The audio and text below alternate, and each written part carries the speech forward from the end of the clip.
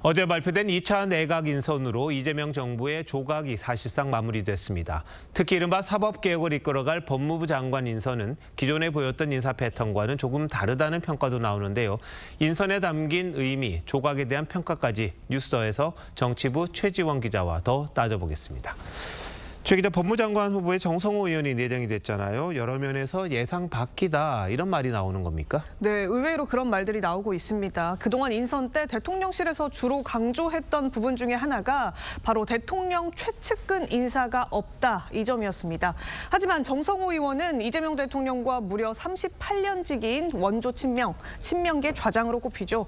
평소 정지명자가 이재명 정부에서 백의종군 하겠다는 말을 많이 했던 데다가 지난 대선 때는 이 대통령에게 쓴소리를 주로 하는 레드팀 역할을 맡았다는 점에서도 예상 밖이었습니다. 실제로 정지명자 지난주 말쯤에 장관직 제의를 받아들였고 어제 오전에서야 인사검증 동의서에 사인을 했다고 합니다. 네, 근데 양면성이 있는 것 같아요. 다른 건 몰라도 사법개혁, 이른바 사법개혁은 좀 믿을 만한 사람에게 맡기겠다 이런 의중이 있는 것 같기도 하고, 근데 좀 비교적 온건하다는 평가를 받잖아요. 정지명자가. 네. 이 대통령의 속내, 인사에 담긴 속내 어떻게 봐야 합니까? 네, 물론 강성 지지자들이 보기에는 이 정지명자 내정이 성에 차지 않는 인사일 수 있습니다. 벌써부터 개혁을 똑바로 하라는 강성 지지층의 문자가 쇄도하고 있다고 하는데요. 정지명자 오늘 TV조선과의 통화에서 이미 나와 있는 개혁 입법들이 많이 있기 때문에 국회가 중심이 돼서 논의를 해야 한다 이렇게 말을 하면서도 여당은 물론 야당과도 잘 대화를 해야 한다 이런 말도 남겼습니다.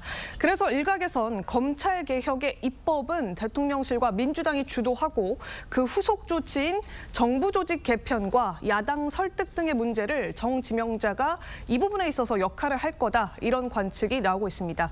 그러니까 정지명자에게 야권과 수사권 조정에 반대하는 여론을 달래는 소위 국함 역할, 또 민주당에게는 배드캄 역할을 나눠 맡기려는 것 아니냐 이런 해석인 겁니다. 네, 자 이제 오광수 전 민정수석에 이어서 봉욱 민정수석 검찰 출신이잖아요. 네.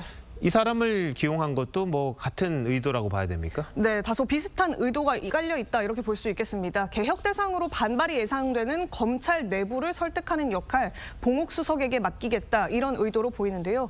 다만 수석실 산하에서 실무를 맡고 있는 민정비서관 등은 과거 이재명 대통령 재판을 담당했던 변호사들로 채워져 있고요.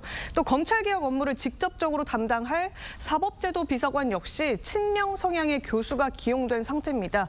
개혁 추진 과정에서 이재명 대통령의 장악력 더 커질 수 있다 이런 분석이 많습니다. 네, 정성호 제명자를 포함해서 국무총리도 그렇고요. 내각에 기용된 현역 의원 8명입니다. 네. 이것도 하나의 특징이라고 볼 수 있을 텐데 그동안 드러난 이 대통령의 고위직 인사 어떻게 정리할 수 있을까요? 네, 이 사실상의 의원 내각제다 이런 비판까지도 지금 받고 있는 상황인데 인수위 없이 출범한 초대 내각인 만큼 인사청문회 리스크를 최소화할 수 있는 안정적인 인사들을 우선한 걸로 보이고 있습니다.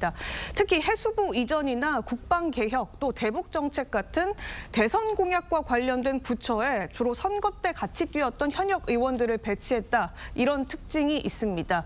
반면에 당장 성과를 내야 하는 경제 라인에는 전문성을 갖춘 관료 출신 또 현장을 잘 알고 있는 기업인 출신들을 조합해서 채웠다 또 이런 특징도 있습니다. 네. 남편이 코로나 백신 관련 주식 매입했다 그래서 논란이 됐었던 게 바로 정은경 전 청장입니다. 보건복지부 장관으로 지명을 했는데 이것도 이 대통령의 인사 특징으로 봐야 합니까? 네, 그렇습니다. 이 대통령실이 청문회 절차를 통해서 국민 여론 일단 지켜보겠다 이런 입장을 내놨습니다. 도덕적 논란을 감수하더라도 성과를 낼 수 있는 사람을 우선 쓰겠다. 이런 이재명 대통령 의지가 반영된 인사 스타일로 볼 수 있을 것 같습니다. 다만 성과를 실제로 내고 또 결과까지 좋다면 좌고우면하지 않았다 이런 평가를 받겠지만 의혹이 설령 더 커지거나 성과를 내지 못한다면 불통 인사의 실패다 이런 지적을 받을 수도 있겠죠.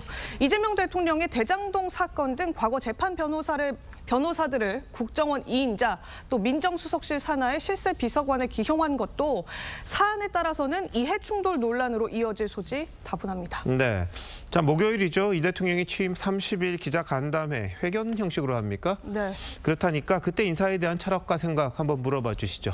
최 기자 잘 들었습니다.